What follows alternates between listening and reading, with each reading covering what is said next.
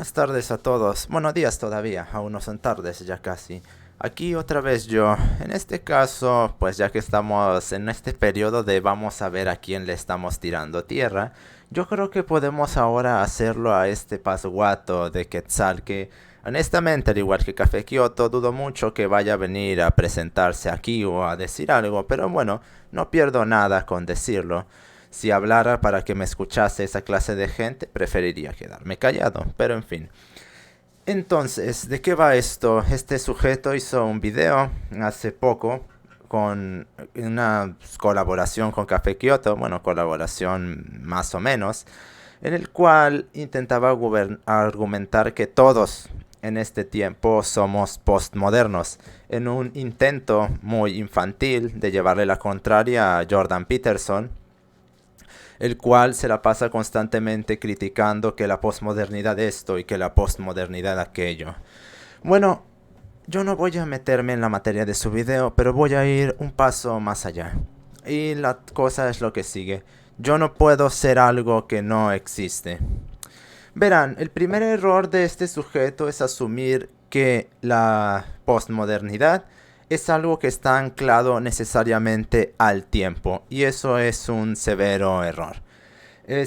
A lo largo de la historia, la gente manifiesta algunas conductas determinadas, y el problema con la filosofía actualmente es que, por ejemplo, quiere describir esos periodos históricos donde se determinaron ciertos comportamientos como si estuvieran adjuntos a pensamientos filosóficos. Como si, por ejemplo, la época del platonismo, todos pensasen como Platón, o en la época de la escolástica todo el mundo pensase como los escolásticos, cuando esas categorías hacen referencia a filosofías, y las filosofías, tanto en este tiempo como en aquel, eran círculos muy cerrados, y sobre todo en aquel tiempo. Estamos hablando de que en esos tiempos la educación era básicamente lo más exclusivo que podía existir. Tampoco es que hubiese muchas cosas exclusivas en ese tiempo, aparte de grandes palacios, mucho oro y pues comidas un tanto exóticas. Fuera de eso no había mucho más. Pero independientemente de eso, el hecho de que en un periodo histórico se quiera designar que existieron determinadas filosofías, no necesariamente eso implica que en ese mismo tiempo esas filosofías puedan trasladarse a los comportamientos de la gente. Puede hablarse de modernidad conductual, no obstante, eso no necesariamente implica la modernidad filosófica. Pero dejando de lado eso, lo que más me parece importante aquí señalar es que no se puede ser postmoderno porque en primer lugar la modernidad nunca ha existido en primer lugar, ya que ¿cómo se toma la modernidad? La modernidad en filosofía se toma como el rompimiento del pensamiento con la escolástica. Claro que sí, la escolástica es jatológica, mas la escolástica ontológica nunca se ha abandonado. ¿Por qué?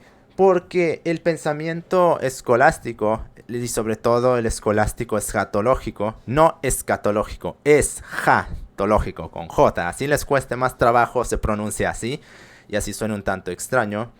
Nunca se ha abandonado porque ello es una constante en el hombre. Es evidente que para idiotas como Quetzal, algo como la naturaleza humana evidentemente no existe, porque todo es un constructo social. Claro, excepto los que me están diciendo eso del constructo social. Eso es un universal absoluto. Las contradicciones con las que cae esa gente. Pero para gente que de hecho tiene cerebro y si se conoce un término llamado operacionalización, sabrá que dentro de esa operacionalización del comportamiento de los organismos se tiene que tomar en cuenta la historia de aprendizaje del organismo, la cual invariablemente nos remite siempre a parámetros biológicos, a parámetros conductuales y al final del camino a parámetros sociales. El sociologista siempre quiere poner lo social hasta por atrás de las moléculas, como ya comenté en los prolegomenales contra Café Kioto. Ya que el organismo tiene una historia de aprendizaje filogenética, esta filogenia implica unos reforzamientos conductuales que fueron traspasados a lo largo del tiempo. Dentro de estos reforzamientos conductuales, el pensamiento religioso que no mermó hasta hace muy poco tiempo, y mermó entre comillas porque el pensamiento religioso o escolástico fue separado o fue anulado con relación a una religión en su sentido teológico, más en una religión en un sentido separado de una deidad trascendental, pero anclado a una entidad o un sistema de pensamiento o a un grupo específico. Eso todavía no se ha acabado, y ahora voy a explicar por qué no se ha terminado. Bueno, entonces, ese parámetro biológico que sería el pensamiento religioso es inmanente al hombre, ya que estuvo durante muchísimos millones de años pensando de esa forma, pensando que había algo más trascendental. El origen de la cultura justamente se debió en parte a ese pensamiento religioso, esa búsqueda de trascendencia o de culto o de intento de manipulación de la naturaleza a través de las creaciones. No, evidentemente, las estupideces que dice Freud, que no pueden confirmarse porque no tienen ninguna clase de sentido, que de que la cultura surgió por alguno de sus delirios, de sus muy malos estudios sobre el comportamiento humano. Entonces, debido a que ese periodo cultural, el cual no existe ya, luego se hablará de eso, se mantuvo en el hombre durante muchísimo tiempo, esa, digamos, necesidad de algo superior o algo trascendental fue mantenida aún incluso en el periodo de la filosofía, como fue en la antigua Atenas. Ahí aún se hablaba de los dioses o de Dios o de las entidades trascendentales o de las energías o de los otros mundos, y no se hablaba de una forma muy ligera sobre ello.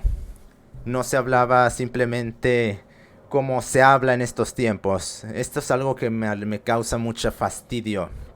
Que piensen ahora los pasguatos que porque ahora no se cree en Dios, en esos tiempos, cuando se hablaba así, entre comillas, tan a la ligera de los dioses, se decía de la misma manera en la cual lo decimos nosotros, cuando no es cierto.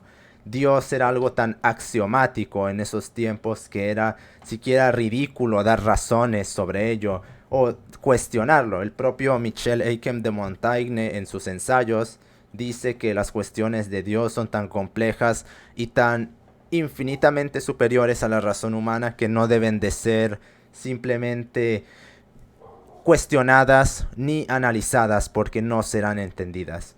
Cualquiera persona que no entienda cómo pensaba la gente en ese tiempo catalogará esas clases de declaraciones como dogmáticas, como agnotologéticas, como fanatismo, cuando no es cierto. Ese es quizás la máxima manifestación de la cultura, de lo que significaba la cultura.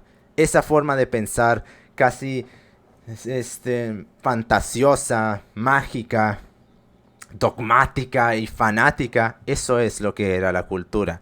Claro, ahora en estos tiempos esa forma de pensar nos parece totalmente absurda y delirante, porque no somos ya capaces de sentir eso. Nuestro mundo se ha vaciado totalmente de esas entidades, y por eso, como bien dijo Lyotard, lo fundamentamos en principalmente la ciencia, y aunque también Lyotard se equivocó, los relatos no se acabaron, solo explotaron, como bien lo dijo Agustín Laje, así eso les duela a los parásitos de izquierda. Entonces, volviendo a la cuestión de la modernidad, suélese describir como la ruptura de la escolástica escatológica con el pensamiento. No obstante, el error que cometen las personas de que hacen estos análisis es que no toman en cuenta que en esos tiempos todavía existía la cultura. La cultura implica una suerte de fundamentación metafísica del pensamiento, una metafísica la cual es más sentimental que racional. Me parece que el ejemplo perfecto lo da Miguel de Unamuno en El sentimiento trágico de la vida, que toda filosofía no está muy lejos de ser una poesía. De hecho, un momento. Bueno, aquí de regreso, como quería decir, esta creo que es la perfecta definición de lo que implicaba la cultura y de por qué nunca lo vamos a experimentar otra vez.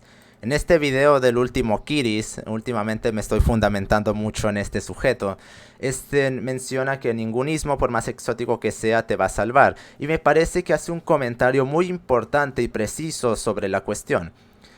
El tradicionalismo pregunta si eso no nos salvará y dice, tampoco, pero es el más sano de los ismos. El tradicionalista vive la religión y las mores maiorum consciente de su elección. Para el caballero medieval, el catolicismo no era una elección consciente, sino el aire que su alma respiraba. Cuando el tradicionalismo triunfe, nadie va a ver el fenómeno que surja como tradición, sino como una revelación nueva y absoluta que el futuro guardaba como una perla. Esta parte... Para el caballero medieval, el catolicismo no era una elección consciente, sino el aire que su alma respiraba. Eso, justamente esa cosa, eso es lo que era la cultura.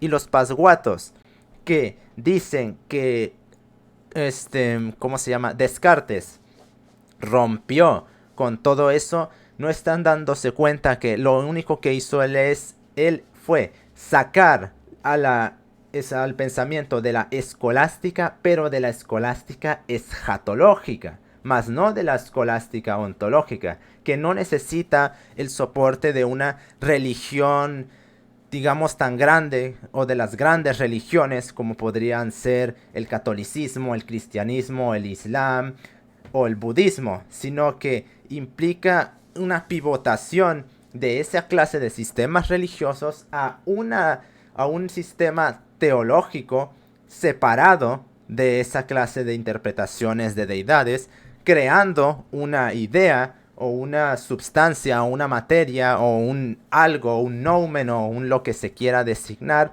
como la deidad o un símil de esa deidad para crear un sistema alrededor de esa, digamos, teología.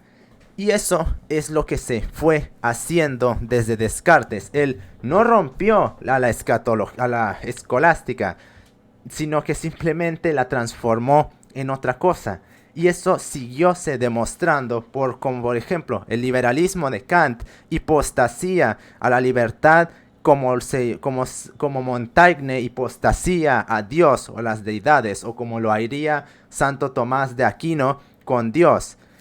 Después, ¿qué pasó? El marxismo, más de lo mismo. Estos hipostasían la libertad, así no les gusta admitirlo, también se fundan en el discurso liberal, como una deidad a la cual es la máxima aspiración de todos y crean una teología alrededor de esto. Y ese pensamiento teológico sigue aún hasta en estos tiempos. ¿Y por qué siguió? Porque justamente cuando se crea la ruptura final de la escolástica con Kant, cuando fundamenta la Ilustración, ahí es cuando muere la cultura. Ahí es cuando podríamos decir que se acaba la escolástica y empieza la modernidad. De no ser porque nunca realmente se abandonó la interpretación de entidades o de conceptos como deidades o como Dios, si uno observa cómo se deshacen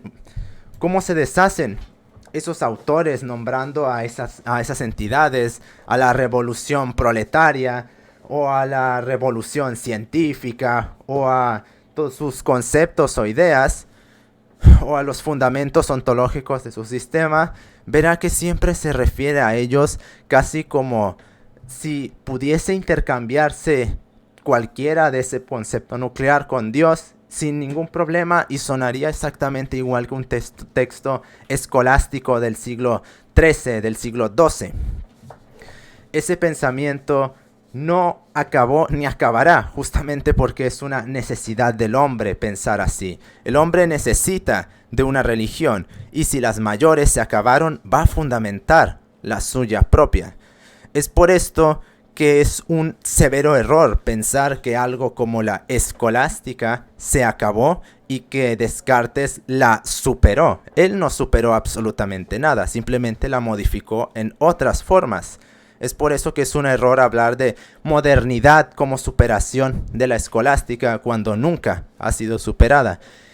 Y no solo no ha sido superada, sino que se ha vuelto cada vez más radical. Cuando la cultura se acabó, digamos que la escolástica se convirtió en la ideología, ya que como no existía ya, ni existe la cultura es justamente esto que acabo de leer, lo que ese aire que respiraba su alma el caballero medieval, y no las pendejadas que proponen los marxistas, que es la cultura, como Bad Bunny o lo que produce McDonald's, que craso insulto a la cultura.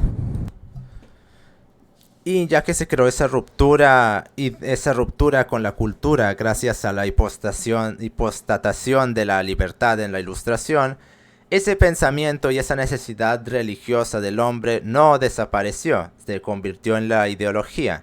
Cuando la cultura, cuando los mitos fundacionales o cuando la religión entendida en su sentido escatológico, era el fundamento principal del pensamiento del hombre y era su axiomático y era su aire que respiraba su alma, esto fue reemplazado por la ideología, bien como dijo, bueno, no dijo explícitamente por la ideología Adorno y Horkheimer en la dialéctica de la Ilustración, no obstante, si uno realiza un análisis un poquito más profundo, fundamentado en lo que ellos dicen, notará que es la ideología la que vino a reemplazar esa metafísica y esa cultura. El hombre tenía que fundamentarse en algo y ya no se peleaba por un suelo, ya no se peleaba por un pedazo de tierra, ahora se peleaba por una libertad, ahora se peleaba por una revolución, ahora se peleaba no por una religión, no por un nuevo mundo, sino que se peleaba por ideas y se peleaba por cosas, digamos, más cercanas al hombre, ya no cosas místicas y religiosas en su sentido en su sentido teológico, sino cosas místicas y religiosas en un sentido apegado al hombre que viene del hombre, porque recordemos que lo teológico suele venir de deidades, suele venir de mitos que explican el origen del mundo o de mitología en general, no son cuentos del hombre, aunque bueno, al final del día todos en este tiempo nosotros sí diríamos, sí, es que invariablemente el hombre hizo eso. En ese tiempo no se interpretaba de esa forma. En ese tiempo eso surge espontáneamente, o las viejas leyendas o los dioses nos lo dijeron, o fueron reveladas a través de las sagradas escrituras de los dioses. Eso, así era como pensaban en ese tiempo, algo que no podemos ni podremos hacer jamás nosotros. Esa pivotación del pensamiento cultural al pensamiento ideológico es algo que ha permeado todo el pensamiento occidental desde la Ilustración. Obsérvese pues cómo actualmente la disputa izquierda-derecha es una disputa de corte escolástico. Tenemos la izquierda buenos o la derecha buenos y la izquierda malos o la derecha malos según quien esté tirándole las letras de cachet a quién.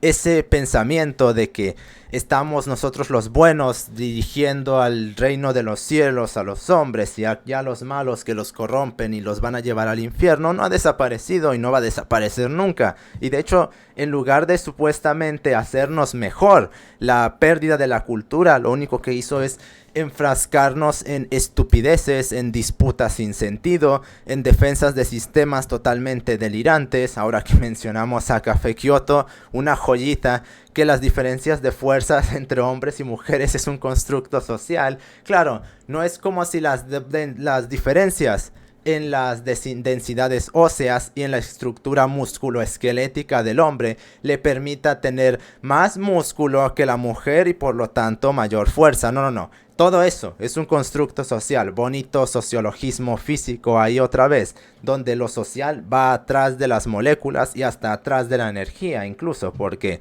lo social moldea hasta lo cuántico. Hay las sociedades post-cuántica también. Y no me sorprendería que vaya a haber algún pendejito en el futuro que se vaya a sacar una mamada de ese estilo. Digo, si bien los sociologistas le tragaron bien grande la verga de Sokal con esa pendejada que escribió, no me sorprendería que alguien se vaya a tomar algo como eso en serio en el futuro, o que de hecho ya esté fundamentándose.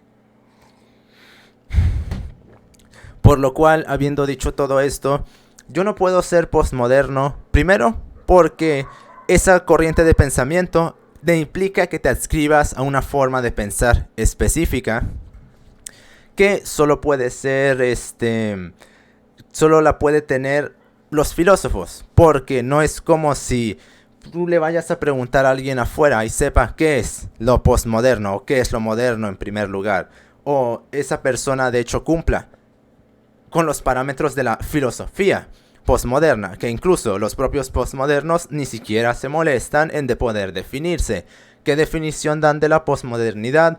Un conjunto de ideas que supuestamente superaron a la modernidad heterogéneas.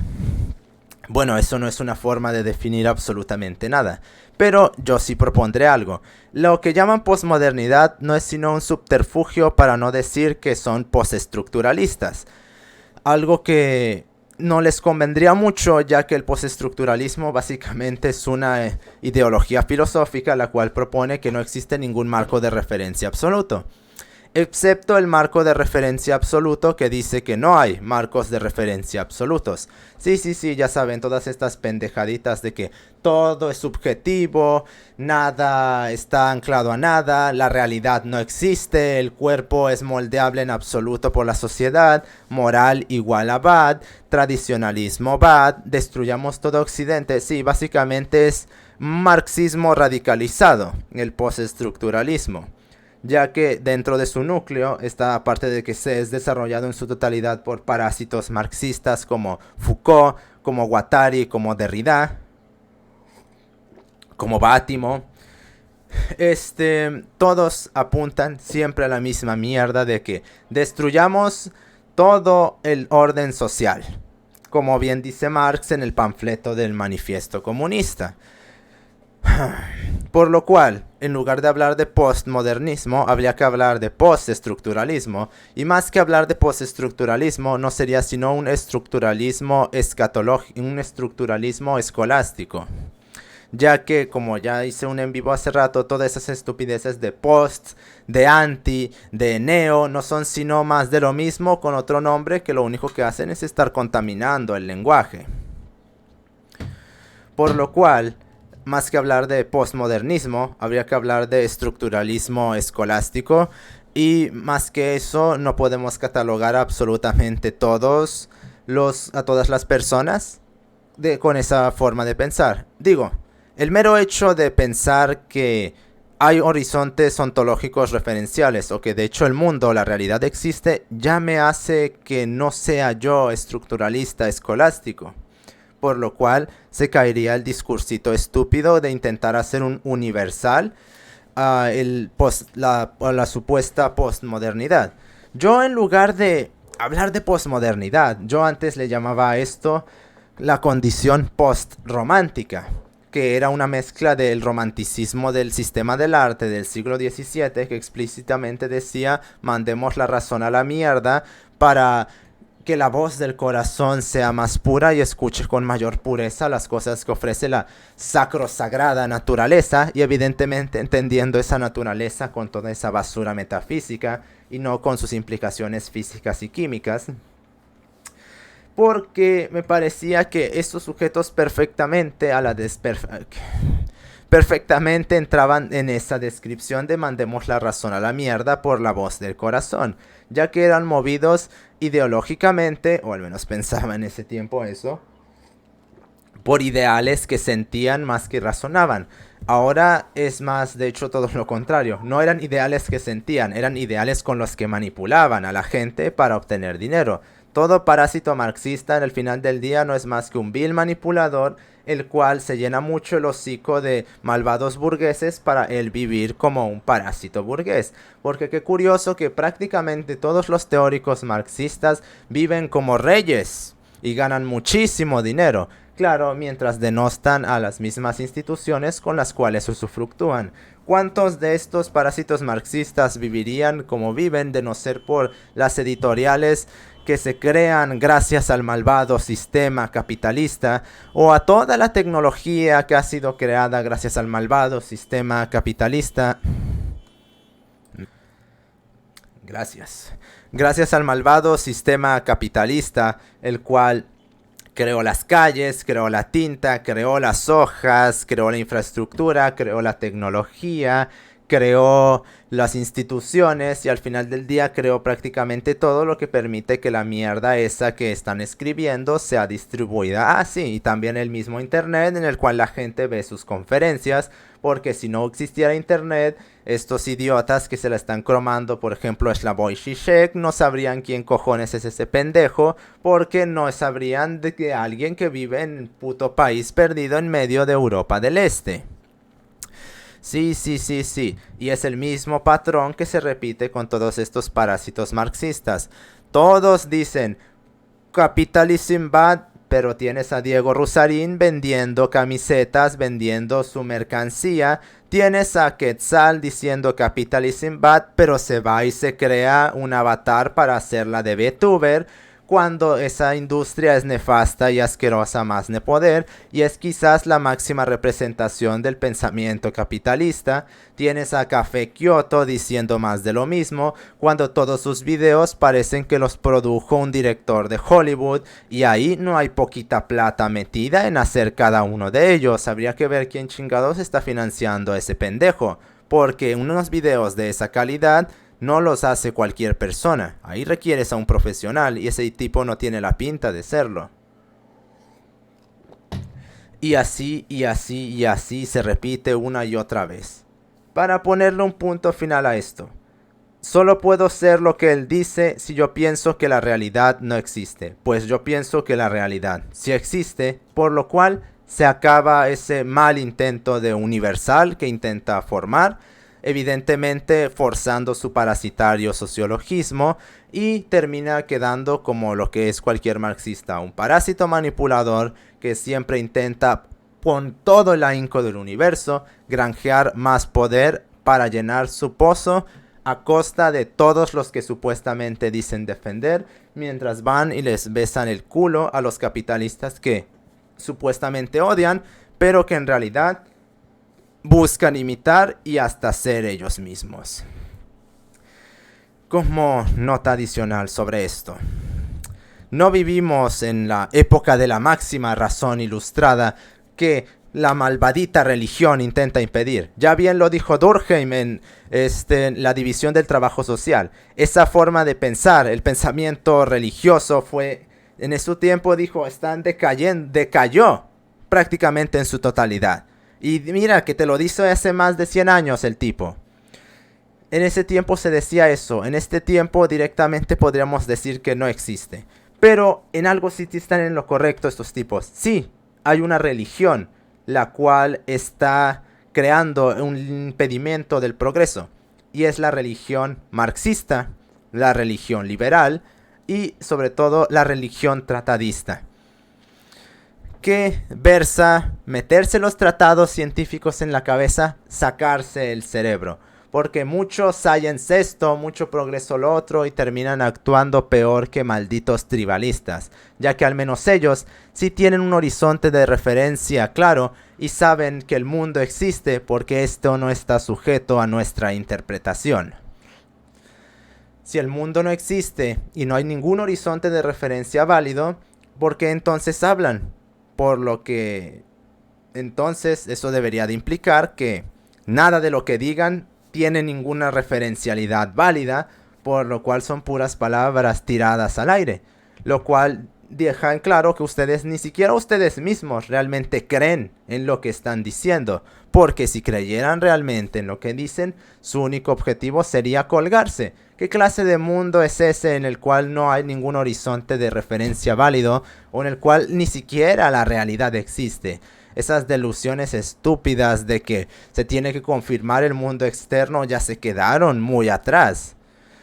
Pero conforme sigue avanzando el pensamiento teológico, el pensamiento escolástico, eso no va a detenerse.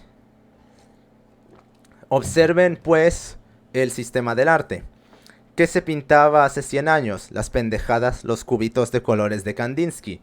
Eso es lo que se convirtió en la filosofía 20 años después. ¿Qué se está pintando ahora? Hiperidealizaciones de pinches furros. Eso es lo que le espera a la filosofía en 20, 25 años o incluso menos, quizás hasta ya estamos en ese periodo. Todo lo que pasa en el sistema del arte va a pasar invariablemente después en el pensamiento de los hombres. Una tesis que Gasset la considera axiomática ya que nunca la desarrolla en sus escritos sobre estética.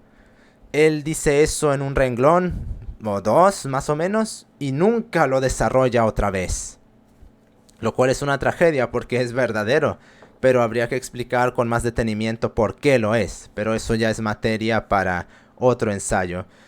Pero eso sí les digo, si en el siglo XVII estaban lo diciendo los artistas, vamos a tirar el cerebro por la ventana, no se sorprendan, no sé por qué se sorprenden que 100 años, 150 años después estén haciendo lo mismo. Y que hace 100 años los artistas estaban diciendo directamente volvámonos contra la razón. No sé por qué se sorprenden que en 30, 40 años después de eso los filósofos estén haciendo eso otra vez. Y ahora que los artistas dicen vamos a falsificar por completo la realidad en absoluto y vamos a poner ídolos falsos pintados, no sé por qué se sorprenden que los filósofos estén haciendo eso ahora. Todo lo que pasa en el arte pasa después en la filosofía, que eso no se les olvide. Y para acabar con esto, no, yo no soy postmoderno, no puedo ser algo que no existe. Buenos días.